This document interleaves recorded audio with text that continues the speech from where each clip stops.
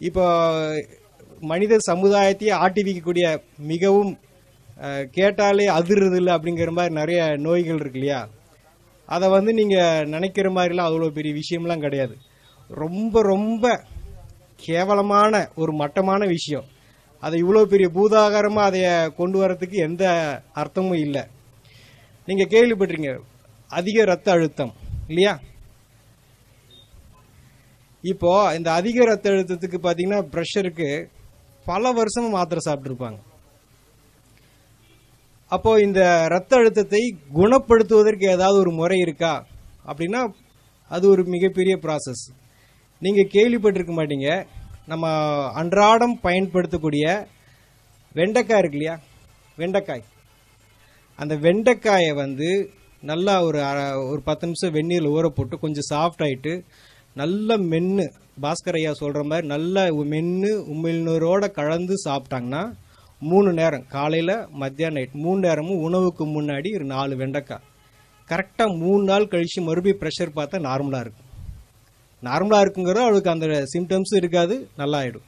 So ரத்த அழுத்தத்தை எந்த மாதிரி நிலை இருந்தால் சரி, அந்த கிட்னியே ஃபெயிலியர் ஆகிற அளவுக்கு ரத்த அழுத்தம் இருந்தால் கூட அதை குணப்படுத்தக்கூடிய ஆற்றல் எதில் இருக்குங்க?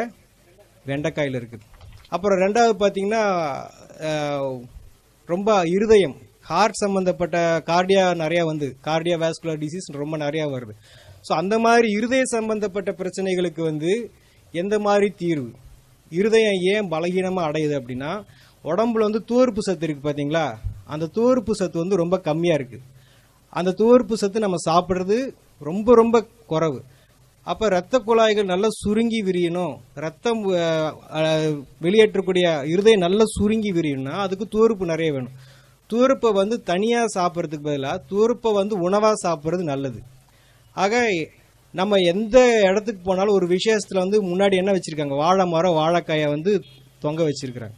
ஆக அந்த வாழைக்காயை வந்து தோலோட, அந்த வாழைக்காயை வந்து தோலோட மிக சன்னமாக கட் பண்ணி ஒன்று தேங்காய் எண்ணெய் அல்லது தேன் அல்லது சும்மாவே மென்று சாப்பிடலாம். அப்படி சாப்பிட்டாங்கன்னா அவங்களுக்கு இரத்த குழாய்கள் நல்லா சுருங்கி விரிஞ்சு இருதயம் நல்லா சுருங்கி விரிகிறப்போ அந்த பிளாக்ஸு, அது போக இந்த ஹார்ட் சம்மந்தப்பட்ட எஃபிஷியன்சி இப்போ 30-40% தான் இருக்குன்னு சொல்கிறாங்களே இருதயத்தினுடைய, அது எல்லாமே பார்த்தீங்கன்னா படிப்படியாக 2 வாரத்தில் 70-80 வந்து டச் பண்ணியிருக்கு.